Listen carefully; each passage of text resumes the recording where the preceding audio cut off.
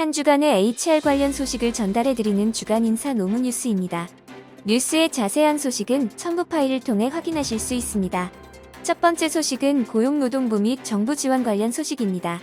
정부가 2021년 1월에 고용 동향을 분석해 발표했습니다. 1월 취업자 수는 전년 동월 대비 98.2만 명이 감소한 2,582만 명으로 집계되었으며 2020년 12월 동향 시의 감소폭인 62.8만 명 감소보다 감소폭이 확대되었습니다.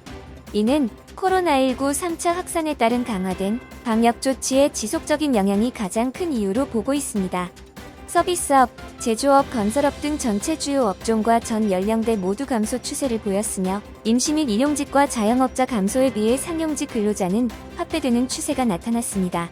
정부는 겨울철이라는 계절적 요인과 연말, 연초의 재정 일자리 사업 종료에 따른 고용 감소 요소를 고려하더라도 지표로서 나타나는 고용시장의 심각성에 대해 인식하고 있으며 중앙정부와 지자체 간 협력을 통한 직접 일자리 창출과 취업, 취약계층 생계 안전망 강화, 한국판 뉴딜 등을 통한 양질의 민간 일자리 창출 등을 통해 일자리 회복을 위해 총력 대응하겠다고 밝혔습니다.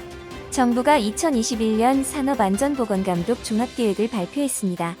이번 2021년 산업안전보건감독 종합계획은 2022년 중대재해처벌법 시행을 앞두고 산업안전보건과 중대산업재해에 대한 의식과 관행을 변화시킬 수 있는 마지막 기회로 보고 계획을 수립하였다고 밝혔습니다.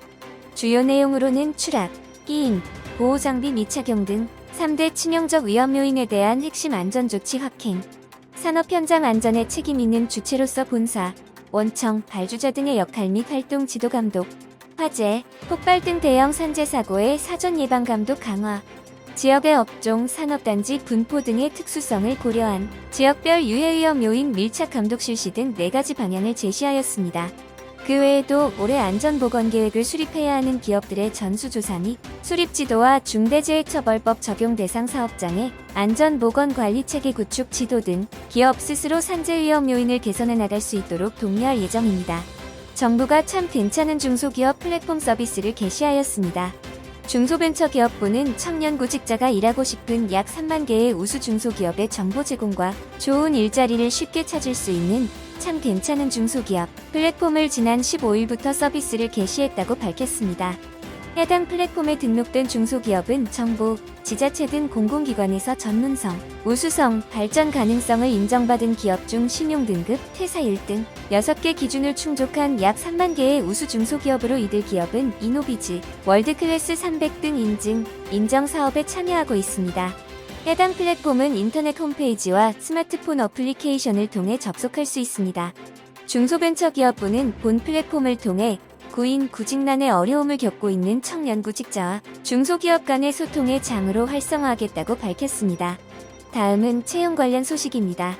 삼성전자와 LG전자, SK하이닉스 등이 일제히 미래먹거리 사업 분야에서 대규모 인재 영입에 나섰습니다.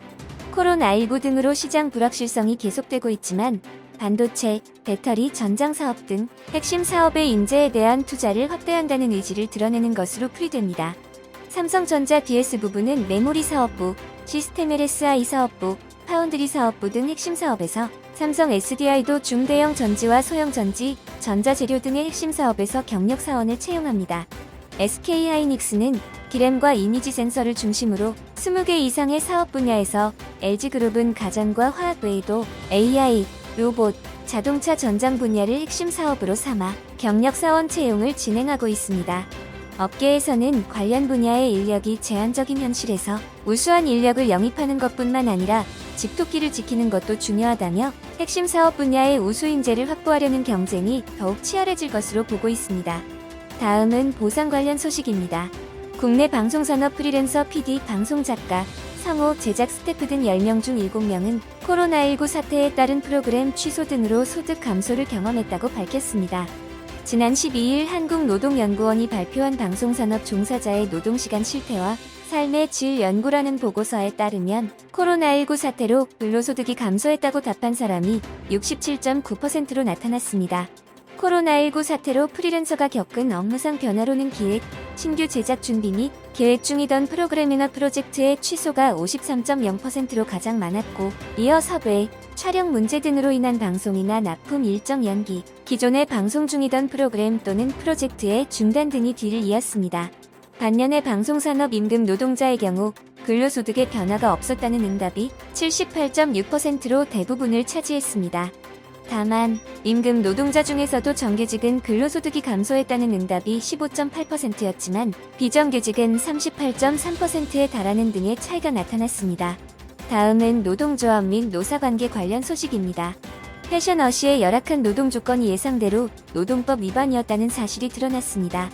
청년유니온은 패션어시지부준비위원회와 지난해 9월 신청한 근로감독 결과를 공개하며 근로계약서 미작성, 최저임금 위반 등 5가지 노동법 위반 사항이 확인되었다고 밝혔습니다.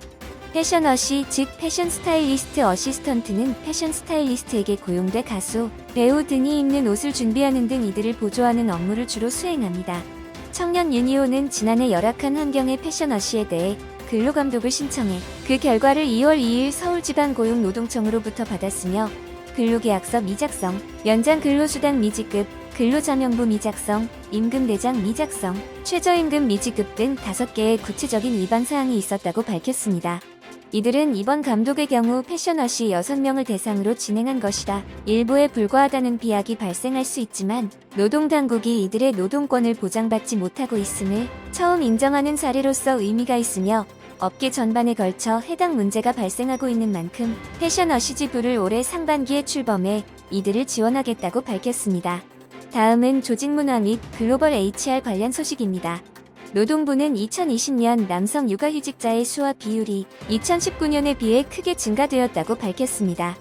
2020년 남성 육아휴직자 수는 27,423명으로 2019년에 22,297명에 비해 23% 늘었으며 전체 육아휴직자 중 남성 육아휴직자의 비율도 2020년 24.5%로 전체 육아휴직자 4명 중 1명이 남성인 것으로 나타났습니다. 2020년 민간 부문의 전체 육아휴직자 수는 11만 2,040명으로 2019년에 비해 6.5% 증가하였습니다. 남성 육아휴직자 수가 빠르게 증가하는 것은 부모가 함께 아이를 돌보는 맞돌봄 문화가 확산되고 있고 아빠 육아휴직 보너스제 시행과 한 자녀에 대해 부모가 동시에 육아휴직을 사용할 수 있도록 제도 개선 노력이 작용한 것으로 보고 있습니다. 그 외에도 2020년 육아기 근로시간 단축 이용자 수는 14,698명으로 전년 5,660명 대비 159.7% 증가한 것으로 나타났으며 남성 근로자는 120.9%가, 여성 근로자는 154.5%가 증가하였습니다. 자녀 연령별 사용 비율은 2세 자녀가 18.2%로 가장 높고 그 다음으로 7세 16.4%, 8세 15.8%로 자녀 생후 6개월 이내와 돌봄 수요가 높은 초등학교 입학기에 집중된 것으로 나타났습니다. 대한상공회의소가 스마트하게 일하는 기업들의 6가지 전략을 공개했습니다. 지난 14일 기업문화 인사이트 리포트 이 보고서에 따르면 우수한 기업문화를 만들기 위해서는 핵심 가치 공유, 업무 행동 규범 수립, 효율성 높이는 자율, 원활한 소통과 협업, 결론 내는 회의, 학습을 통한 성장 등 6가지 키워드가 필요하다고 밝혔습니다. 핵심 가치 공유는 구성원들이 서로 다른 생각을 하거나 핵심 가치에 공감하지 못한다면 조직의 목표로부터 멀어질 수 있음을 언급하였고, 업무 행동 규범 수립은 앞에서 공유한 핵심 가치를 구체적으로 실천하기 위한 업무 규칙을 의미하며, 효율성 높이는 자율은 명확한 이유가 없는 암묵적인 규범이나 정해진 시간과 장소에서 근무해야 한다는 고정관념을 버리는 것이 중요하다고 이야기하고 있습니다.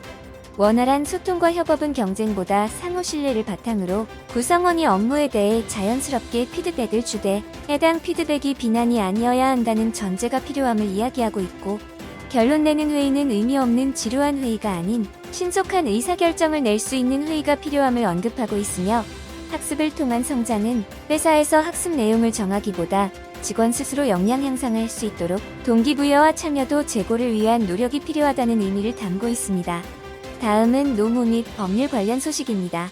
평균적인 근로시간이 과거보다 줄어든 만큼 사고로 일할 능력을 잃은 사람에게 지급할 손해배상액도 낮춰 잡아야 한다는 법원의 판단이 나왔습니다.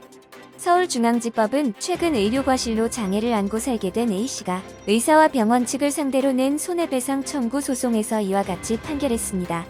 사고로 근로 능력을 일부 또는 전부 잃은 경우 법원은 A씨가 잃어버린 장래의 소득, 즉 일실수입을 산정하는데 이때 은퇴할 나이까지 남은 기간과 시간당 근로소득 등을 고려해 결정합니다. 재판부는 근로자가 매달 22일 일한다고 가정하던 종전 관례대로 판결한 1심을 깨고 매달 18일 근무한다고 가정해 일실수입을 산정하였습니다. 산정 근거로 재판부는 22일이라는 기준은 1990년대 후반에 정립되었으며 2003년 근로기준법이 개정돼 주 5일 근무로 변경됐고 2013년에는 대체 공휴일이 신설되는 등 근로일이 줄고 공휴일이 증가하였다고 밝혔습니다. 그 외에도 고용노동부의 고용형태, 직종, 산업별 월 가동일수 통계도 22일보다 감소하고 있음을 인용하였다고 언급했습니다. 문화원 측이 직원을 채용하면서 지자체로부터 보조금을 받게 되면 추가로 월 250만 원의 임금을 지급하겠다는 조건을 내건 것은 근로기준법에 위반돼 무효라는 대법원 판결이 나왔습니다. 대법원은 A씨가 비문화원을 상대로 낸 해고무효확인 소송에서 이같이 판결하였습니다. 재판부는 근로기준법은 사용자로 하여금 매월 일정하게 정해진 기일에 근로자가 근로의 대가 전부를 직접 지급하도록 강제함으로써 근로자의 생활 안정을 도모하려는데 그 취지가 있고 근로기준법이 정하는 기준에 미치지 못하는 근로조건을 정한 근로계약은 그 부분에 한해 무효로 한다고 정하고 있다며 위의 근로계약은 무효라고 판단하였습니다. 따라서 월 250만 원 임금지급 약정에 부과된 문화원의 보조금 수령이라는 불합정 기한은 근로기준법 입법 취지에 반해 허용될 수 없으므로 무효이고 월 250만 원의 임금 지급 약정은 유효하다고 판결하였습니다. 이번 주 주간인사 노무뉴스는 여기까지입니다. 다음 주는 더 유익한 소식으로 찾아뵙겠습니다. 감사합니다.